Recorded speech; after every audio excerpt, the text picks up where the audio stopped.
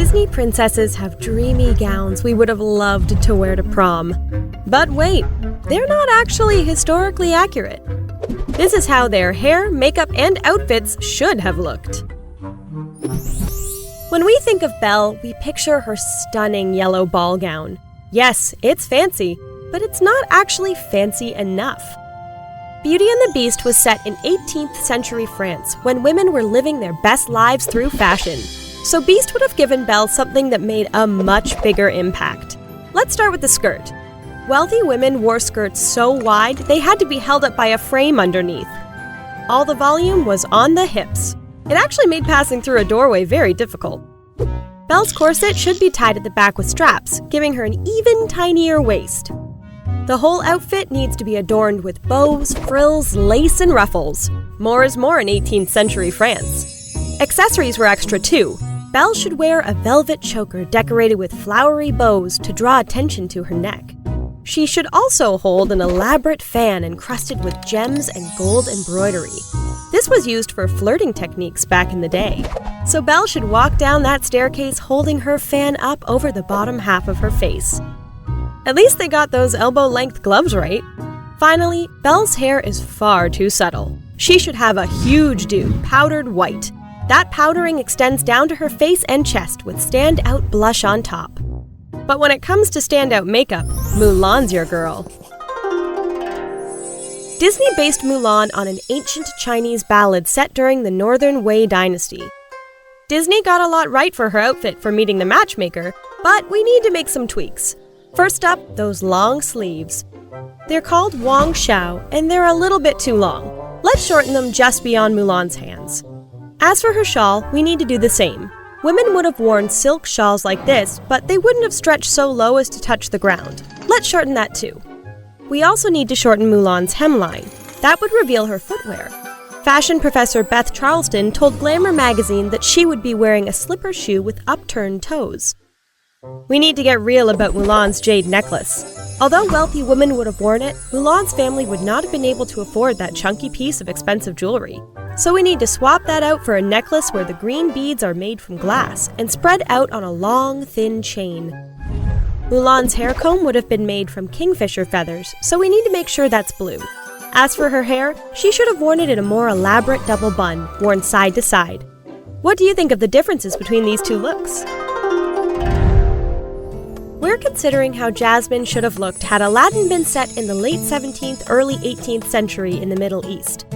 According to historian Professor Aisha Baltajulu Bramer, this was during the lifetime of the story's creator, and most of Jasmine's look is way off the mark. That top is way too revealing. She certainly wouldn't have been flashing her belly. Jasmine would have worn a corset under her outfit instead. As for her pants, they're actually pretty accurate, but she would have worn a dress over the top with a belt around it. The imperial, and expensive, colors of red and green were the most popular choices for wealthy women, so we need to switch out Jasmine's teal blue color palette. Jasmine sure loved her bling, but she would have worn even more. We're talking bracelets, necklaces, and a tiara. When it comes to headwear, Disney got that right. Jasmine wore a shawl over her hair when she was out, but she could have also worn a more delicate embroidered tulle over the top. Her shoes are also correct, as is her heavy kohl eyeliner. Pat yourself on the back for that, Disney!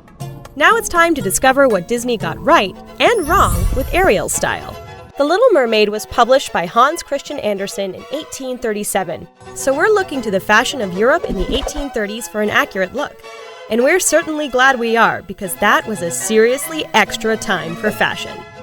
When Ariel dines with Eric, her pink gown is pretty puffed up already, but it's just not big enough to match the dramatic outfits of the time. Those sleeves need to get even puffier. She needs a wide collar too.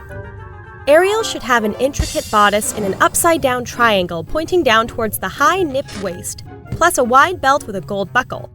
Ariel's wide skirt should be held out at the back thanks to a bustle underneath, and it should fall just to above her ankles. The 1830s were big on lavish jewelry, with bracelets featuring a cameo and long chains that wound around the waist, neck, shoulders, and even the hair. Add in brooches and elaborate drop earrings, and you can see how exuberant fashions of the period reflected the romantic movement. As for Ariel's hair, women like to wear theirs in ringlets, So we need to switch Ariel's straight do for a mass of perfectly tight curls falling down around her shoulders. Aurora also needs to take a visit to the hair salon for her historically accurate look. We love how the fairies Flora and Merryweather argued over what color Aurora's dress should be, but they should have been more concerned about the style of her gown.